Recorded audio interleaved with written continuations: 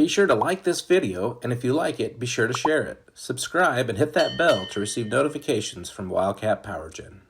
Hey everyone out there in Wildcat world. What's the use of a generator if you can't use it to produce power, right? So in this video, let's talk a little bit about operating the generator. And with me today is CEO Matthew Rozier to give you some tips and a quick demo. Matthew? Yeah, thanks, Sammy. So as we start to talk about turning generators on and off, probably the first thing we need to talk about is the fuel systems. You know, every reciprocating engine requires two things, air and fuel. And sometimes you don't want both of them in the same system. And a lot of the times what we hear from customers is, hey, I've gone out, I've tried to start my generator, but it won't start. And I'm going to be speaking specifically to diesel engines today. And a lot of times what we find is that somehow, some way, shape, or form, they've gotten air into the fuel system. And so the very first thing that we should always consider when we're talking about diesel engines is making sure that we've completely got all of the air out of our fuel system. What we've done on the Renegade and Frontier series is we've put electric fuel pumps. So it's really simple to get the air out of the fuel system by hitting start and stop on the controller, and I'll show you how to do that. What will happen is that the electric fuel pump will actually pull fuel all the way through the engine back to the return.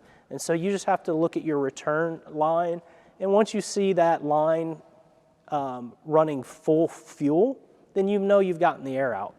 On our bigger units, it's a little bit more important to get involved with bleeding injectors and finding the low or the highest point on the engine to bleed so that we can get all the air out while we're trying to get the unit started. Let's say you've already done this, you've already got the fuel in the unit, you've bled it, you're ready to go. It really is a very simple process to start the units. All of our units come with deep sea controllers, and let me demonstrate how easy it is. So once you've got your battery installed, the fuel's bled out, the very first thing to do is just to turn the control panel on. And so as you can see, the controller has lit up, and that's how you know it's on. And once it's lit up, there's a couple different things you know to pay attention to. If you're just trying to start the unit just so you can test it and run it, well, it's as simple as hitting the stop button to make sure the red light's illuminated, and then hitting the start button.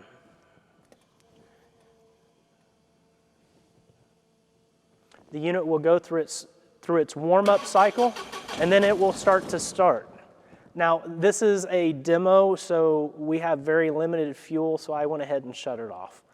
But the unit really is that simple to start.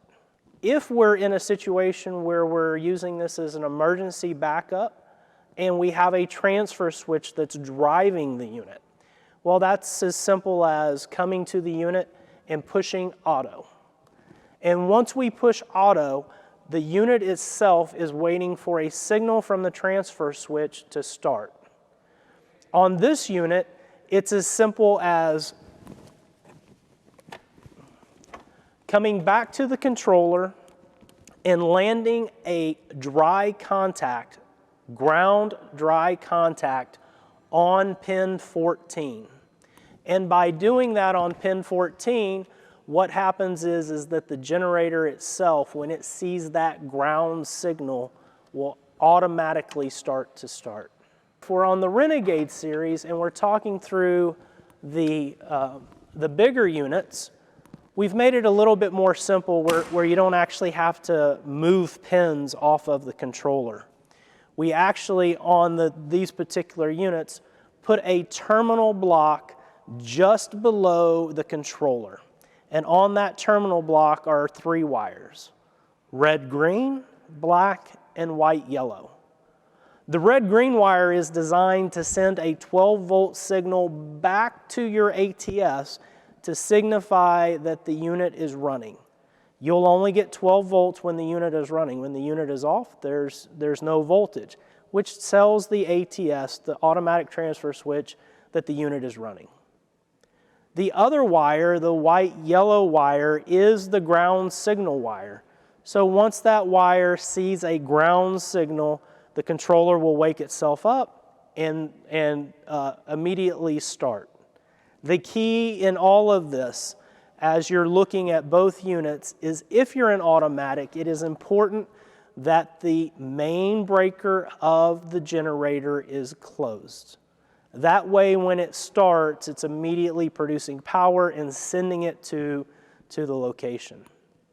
The third wire, the black wire that's on that terminal block, is just a common ground that can be used for whatever. Signal wire if you need to put the signal wire there, or a reference to do diagnosis if you're having to trace out continuity. Sounds great. Wildcat Nation, let us know if you have any further questions, and we look forward to helping you on your next generator. Thank you.